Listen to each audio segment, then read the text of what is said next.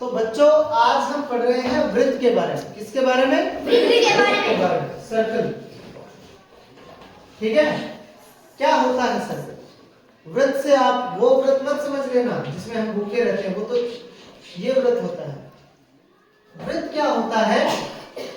मैंने कोई एक स्थिर बिंदु ले लिया मान लो, ठीक है। इस बिंदु से कोई एक निश्चित दूरी पर कोई बिंदु ले लिया। इस बिंदु का बिंदु पथ यानी इसका रास्ता जो इस बिंदु से हमेशा समान दूरी पे रहे, समान दूरी पे रहे, ये समान दूरी पे, समान दूरी पे, इससे समान दूरी पे, इससे बराबर दूरी पे, बराबर दूरी पे, बराबर दूरी पे, ये करके ये क्या बन गया?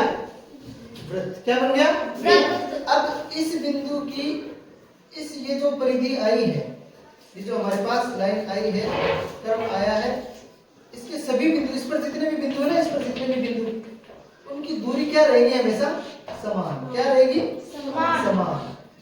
कोई सी भी दूरी देख लो, हमेशा क्या रहेगी? समान। ये सारी की सारी दूरियां क्या है? समान। और ये जो समान दूरियां हैं, इनको क्या बोला जाता है? वृत्त की त्रिज्या। क्या बोला जाता है? त्रिज्या। ये केंद्र है और ये है त्रिज्या। और ये इस बिंदु से मान लो हमने चलना शुरू किया, यूं पूरा घूम के यहां तक पहुंचेंगे। ये एक चक्कर क्या कहलाता है? परिधि। क्या कहलाता है? परिधि। ठीक है। और इस परिधि के दो बिंदु, कोई भी दो बिंदु अगर हम इस केंद्र से गुजारें और उनको मिलाएं, केंद्र से गुजरते हुए यदि एक रेखा खींचेंगे, वृत्त है उसके केंद्र से गुजरती हुई यदि ऐसी रेखा खींचे जो दोनों सिरों को टच करे, तो क्या कहलाती है वो रेखा? व्यास। क्या कहलाती है? व्यास। व्यास में देखो दो त्रिज्या आ रही है ना, एक इधर एक इधर, तो व्यास क्या होता है? त्रिज्या का 2 गुना। क्या होता है? त्रिज्या का 2 गुना। समझ गए? अगर आपके वृत्त समझ में नहीं आया है तो मैं आपको दिखाता हूं। ये देखो, ये हमने क्या मान लिया? ये केंद्र मान लिया। ये वाला जो बिंदु है ना, इसका ये सिरा, ये केंद्र मान लिया। और ये हो गई एक निश्चित दूरी, ये जो धागा है ना, ये इसकी त्रिज्या होगी। और ये मान लो एक दूसरा बिंदु है, इसका बिंदु पता अगर हम निकालें तो देखो, आप ध्यान से इसको देखते रहोगे ना गौर से, तो आपको ये बिल्कुल वृत्त की तरह दिखेगा। नहीं दिख रहा है? गोल गोल घूम रहा है ना, round round round, circle circle circle घूम रहा है। तो ये जो घूम रहा है ये होगी परिधि। ठीक है, ये है त्रिज्या और ये है केंद्र। समझ गए या नहीं समझे? समझ गए ना? मान लो इसको मैं यूं रखूं कि इसको आधा कर लेते हैं थोड़ा सा। ठीक है, ये मैंने कोई निश्चित बिंदु ले लिया और ये इतनी दूरी है, मैं चाहूँ कि इतनी दूरी रहे सब हमेशा, तो इसको यूं घुमाया। ठीक है, ये क्या बन गया हमारा? बन गया ना, बिल्कुल राउंड बना है ना, सूरज के आकार का बना है। तो ऐसी बहुत सारी आकृतियां आप देख सकते हो जिनका आकार ऐसा होता है। कौन कौन सी आकृतियां हैं? सूरज दिखता है हमें, ऐसे ही दिखता है, दिखता है ना। और पूर्णिमा के दिन चांद भी, पूर्णिमा की रात को चांद भी ऐसा दिखता है। रोटी नहीं दिखती क्या? ऐसी दिखती है ना। और भी बहुत सारे उदाहरण देख सकते हो आप, है ना। तो ये समझ गए, ये एक जो राउंड है पूरा घेरा, ये क्या कहलाता है? वृत्त की परिधि। क्या कहलाता है? परिधि। और ये केंद्र है, केंद्र से यदि परिधि के दो सिरों को मिलाया जाए तो क्या कहलाता है? व्यास। ठीक है, और केंद्र से परिधि की जो दूरी है वो क्या कहलाती है? त्रिज्या। समझ गए ना अच्छे से? बढ़िया समझ गए, कोई दिक्कत नहीं किसी को। अब हम बात करते हैं इस परिधि का मान कैसे ज्ञात किया जाता है।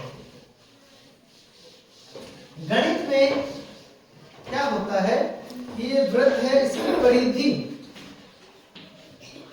और व्यास दोनों का अनुपात एक स्थिरांक के रूप में लिया जाता है, जिसको क्या नाम दिया गया है? पाई। क्या बोला गया इसको? पाई। क्या बोला गया है? पाई।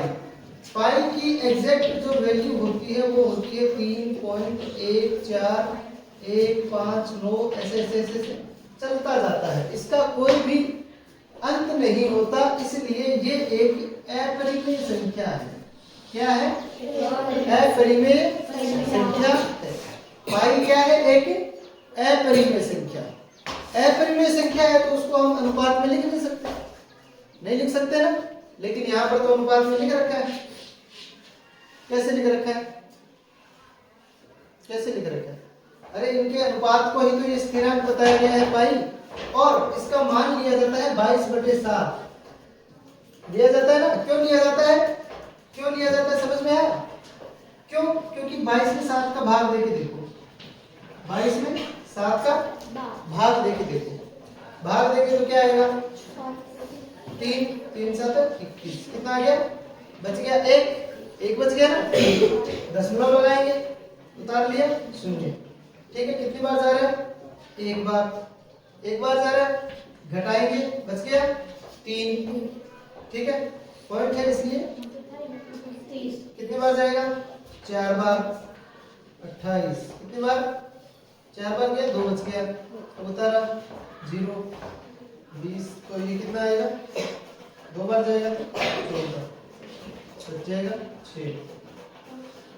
तो अब हम देखें पाई की वैल्यू क्या है? 3.14159 ऐसे ऐसे चलती जाएगी। और 22/7 का जो मान आता है वो क्या आता है? 3.14। 3.14 और इधर भी 3.14 है ना? है या नहीं है?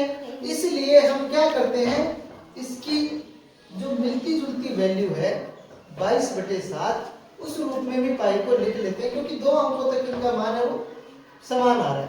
2 अंकों तक समान आ रहा है ना। 3.14, यहाँ पे भी 3.14 है, तो 2 अंकों तक हम इसका मान लेते हैं। पाई का मान 22/7 एग्जैक्ट होता नहीं है। 22/7 होता नहीं है। क्यों नहीं होता है? क्योंकि पाई क्या होती है? अपरिमेय संख्या, और 22/7 क्या है? परिमेय संख्या। तो पाई को हम 22/7 लिख ही नहीं सकते, नहीं लिख सकते ना। लेकिन फिर भी हम पाई का मान 22/7 क्यों लेते हैं? क्यों लेते हैं? क्योंकि इसका मान है वो पाई के लगभग बराबर आता है। पाई का मान क्या है? 3.14159 इस तरीके से चलता रहेगा। और जब हम 22/7 का भाग देते हैं तो उसका मान भी क्या आता है? 3.142857 ऐसे इसका मान भी चलता जाता है। लेकिन ये एक परिमेय संख्या है और ये एक अपरिमेय संख्या है। समझ गए या नहीं समझे? जैसे मैं आपको बताता हूं, इसका मान हमेशा फिक्स रहेगा। जैसे ये क्या है? धागा। इसकी अगर हम लंबाई देखें, इधर ले आओ इधर। तो लंबाई इसकी कितनी है? 30 सेंटीमीटर और 44 सेंटीमीटर। इसकी लंबाई कितनी है? 44 सेंटीमीटर। यहाँ हो एक बच्चा हो जाए, कोई भी बच्चा आ जाओ, एक बच्चा आ जाए, घर से घर यहाँ ले आओ कैमरा। हाँ, अब इस धागे की लंबाई कितनी थी? कितनी थी? 44 सेंटीमीटर। इसको नाप के देखो, इसका व्यास देखो कितना आ रहा है? कितना है? 14। इसको देखो, इस धागे की लंबाई थी, धागे की लंबाई कितनी थी? 44। और इसका व्यास कितना आया है? कितना आया है?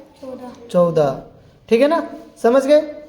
अब इनका अनुपात देखते हैं, परिधि और व्यास का अनुपात देखते हैं। देखो परिधि कितनी है?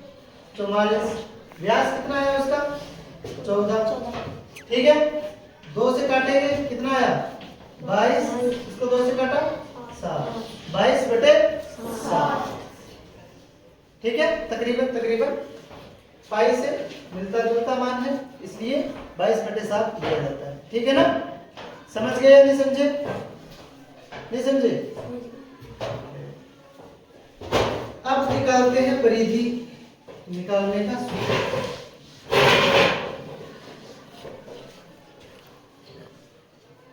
जो वृत्त है इसकी त्रिज्या को क्या बोला जाता है? रेडियस। ठीक है ना? तो हम क्या कहते हैं? परिधि, वृत्त की परिधि क्या हो जाएगी? इसको डी बोलते हैं, व्यास को क्या बोलते हैं? डी। तो इसको उधर ले जाओ, परिधि निकालनी है तो परिधि को तरफ को यही, ये बटे में है, उधर जाके किसमें हो जाएगा? गुणा में। तो परिधि क्या होती है वृत्त की? Pi into D. क्या होती है पाई इंटू डी, व्यास गुना 22/7 या फिर व्यास गुना पाई।